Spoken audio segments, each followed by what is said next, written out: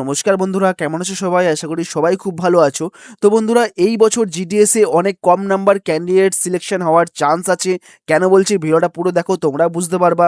আর তোমাদের first merit list কবে বেরোবে, তোমাদের যদি সিলেকশন হয়ে যায় তো তোমাদের কি কি ডকুমেন্টস এখানে শো করাতে হবে, আর তোমাদের পার্টিকুলার যে পোস্টে তুমি অ্যাপ্লাই করেছো সেই পোস্টের কাজ কি, মানে যারা বিপিএম পোস্টে অ্যাপ্লাই করেছে সেই বিপিএম পোস্টের কাজ কি, এবিপিএম পোস্টের কাজ কি, আর ডাক সেবক পোস্টের কাজ কি।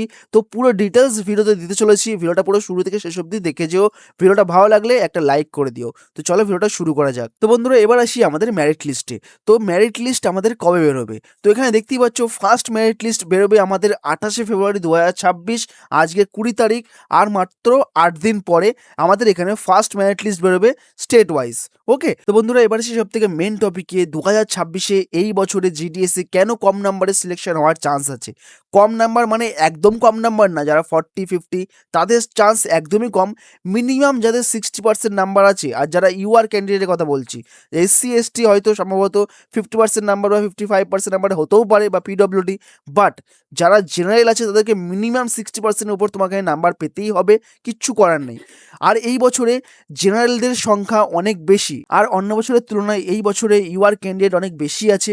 আর যেটা প্রতি বছরই হয়, এমন অনেক ক্যান্ডিডেট আছে যারা ফেক নাম্বার দিয়ে এখানে অ্যাপ্লাই করে দেয়, বেশি বেশি নাম্বার দিয়ে দেয়, তাদের সিলেকশনও হয়ে যায়, বাট লাস্টে যখন ডকুমেন্টস ভেরিফিকেশন হয় তখন তাদেরকে বাতিল করে দেওয়া হয়। আর এই বছর অনেক ভালোভাবে নাম্বার চেকিং হবে। তো যারা ফেক নাম্বার দিয়ে অ্যাপ্লাই করেছে তাদেরকে সঙ্গে সঙ্গে এখানে বাতিল করে দেওয়া হবে। ধরো তুমি ওয়েস্ট বেঙ্গলে কোনো একটা ডিভিশনে তুমি অ্যাপ্লাই করেছো, সেই ডিভিশনে যদি কেউ ফেক নাম্বার দিয়ে অ্যাপ্লাই করে থাকে, তার নাম্বার ধরো 80%, বা অনেক সময় ভুলবশত নাম্বার বেশি বা কম হয়ে গেল, সেটা তোমাকে কারেকশন ডেটে চেঞ্জ করতে হতো, বাট তুমি করোনি, ঠিক আছে? তোমার নাম্বার ধরো একটাতে কোনো কারণে বেশি বা কম হয়ে গেছে, তোমার নাম্বার 80%।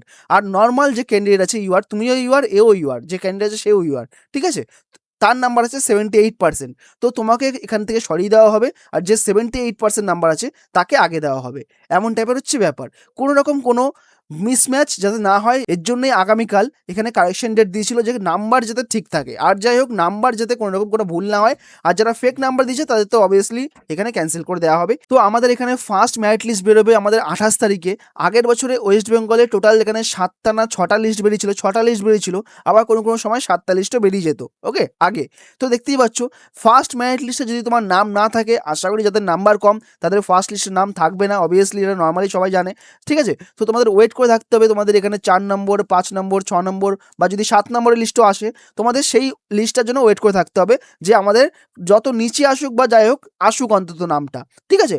নিচের লিস্টে আসুক বা কোনো ব্যাপার না, তো তোমাদের ওয়েট করে থাকতে হবে যতক্ষণ না ফাইনাল লিস্ট বেরোয়, ঠিক আছে? এখানে দেখতে পাচ্ছ ফাইনাল লিস্ট আগের বছরে বেরিয়েছিল 6 নম্বর লিস্ট, ঠিক আছে? আবার কোনো কোনো সময় 7 নম্বর লিস্টও বেরিয়ে যায়। তো তোমাদের সিম্পলি ওয়েট করে বসে থাকতে হবে যে কবে লাস্ট লিস্টটা বেরোচ্ছে। তার মধ্যে যদি তোমার নাম না থাকে, তাহলে তোমার এই বছরের সিলেকশন হয়নি, নেক্সট টাইম আবার ট্রাই করো। ওকে, তো এবার আমি তোমাদের বলি, যদি তোমাদের সিলেকশন হয়ে যায় তোমাদের কী কী ডকুমেন্টস এখানে দিতে হবে। তো সবার প্রথমে এখানে আসি আমি। ওকে, দেখাচ্ছি তোমাদেরকে আমি কী কী ডকুমেন্টস তোমার এখানে চাইবে। সবার প্রথমে এখানে দেখতেই পাচ্ছ, তোমার মার্কশিটটা জেরক্স অরিজিনাল দুটোই নিয়ে যেতে হবে। তোমার আইডেন্টি প্রুফ, আধার কার্ড বা তুমি ভোটার কার্ড নিয়ে যেতে পারো। তোমার কাস্ট সার্টিফিকেট, যারা জেনারেল বা ইউআর তাদের কোনো দরকার নেই, যারা এসসি এসটি বা পিডব্লিউডি যারা আছে, ওবিসি, তাদের কাস্ট সার্টিফিকেট নিতে হবে, বা পিডব্লিউবিডি সার্টিফিকেট তোমার এখানে লাগবে, ইডব্লিউএস সার্টিফিকেট তোমার এখানে লাগবে, ট্রান্সজেন্ডার সার্টিফিকেট যারা আছেন তাদের সার্টিফিকেটটা লাগবে, বা ডেট অফ বার্থ যে প্রুফটা। আর তোমার একটা মেডিকেল সার্টিফিকেট করতে হবে, যে কোনো গভর্নমেন্ট হাসপাতাল থেকে একটা তোমাকে সার্টিফিকেট বের করে নিতে হবে। আর তোমার যে তুমি যদি অরুণাচল প্রদেশ বা সিকিম বা গোয়াতে তুমি অ্যাপ্লাই করো, তো তোমার সেখানকার ল্যাঙ্গুয়েজেস একটা সার্টিফিকেট তোমাকে এখানে বার করতে হবে। ওকে, আর তোমার এই ডকুমেন্টসগুলো সবকটা অরিজিনাল তোমাকে দেখাতে হবে। তোমার ক্লাস 10-এর মার্কশিট, তোমার আধার কার্ড বা ভোটার কার্ড, তোমার caste certificate original, PWD certificate original, EWS certificate original, transgender certificate original, আর ডেট অফ বার্থ অরিজিনাল। আর এই যে মেডিকেল সার্টিফিকেটটা আর ল্যাঙ্গুয়েজ সার্টিফিকেট সবকটা অরিজিনাল বা জেরক্স সবই তোমার লাগবে। ওকে, তো এবার আসি আমাদের সবথেকে লাস্ট টপিকে। তোমাদের এখানে এবিপিএম বা বিপিএম পোস্টের কাজ কি। তো বিপিএম মানে আমরা জানি ব্রাঞ্চ পোস্ট মাস্টার। একটা পুরো ব্রাঞ্চের দায়িত্ব তাকে দেওয়া হবে, সিঙ্গেল হ্যান্ডলি তাকে সেটাকে পরিচালনা করতে হবে। তাকে এবিপিএমকে পরিচালনা করতে হবে, তাকেই ডাক সেবককে পরিচালনা করতে হবে, ঠিক আছে? মানে পুরো দায়িত্ব তার কাঁধে থাকবে। তারপরে আমরা আসি ABPM, assistant branch post master. তো এখানে এবিপিএম এর কাজ কি? এবিপিএম এর কাজ হচ্ছে গিয়ে তোমাকে বিপিএম যেই কাজগুলো তোমাকে করতে বলবে সেই কাজগুলো তোমাকে করতে হবে এবং তার সাথে যে কোনো কাজে তোমাকে সহযোগিতা করতে হবে। ওকে, তো এখানে দেখতেই পাচ্ছ সেলস, স্ট্যাম্প, স্টেশনারি বা কম্পিউটারে কোনো আদার্স কাজ হলো, যেগুলো তোমাকে বিপিএম বলবে সেগুলো তোমাকে এখানে করতে হবে। ওকে, তারপরে আসি আমরা ডাক সেবক। তো ডাক সেবকের কাজ আমরা মেনলি এটাই জানি যে বাড়িতে বাড়িতে গিয়ে চিঠি ডেলিভারি করা, বাট এর সাথে আদার্স আরও অনেক কাজ আছে যেগুলো তোমাকে জয়েন না হলে তুমি বুঝতে পারবে না। যার যার পোস্টে যে যে জয়েন হবা তার তার দায়িত্বটাকে পালন করতে হবে। এই হচ্ছে পুরো ডিটেলস, ঠিক আছে? যার যার পোস্টের যারা দায়িত্ব তাকে সেটা পালন করতেই হবে। ওকে, তো বন্ধুরা আজকের ভিডিওটা এইটুখানিই ছিল। আশা করি তোমরা যাদের ডাউট ছিল তারা ক্লিয়ার হয়ে গেছো যে তোমাদের কী কী পোস্টে কী কী কাজ আছে, তোমাদের কবে মেরিট লিস্ট বেরোবে, তোমাদের কম সিলেকশনে কম নাম্বারের সিলেকশন কেন হবে, আর তোমাদের কী কী ডকুমেন্টস এখানে ভেরিফিকেশনের সময় লাগবে।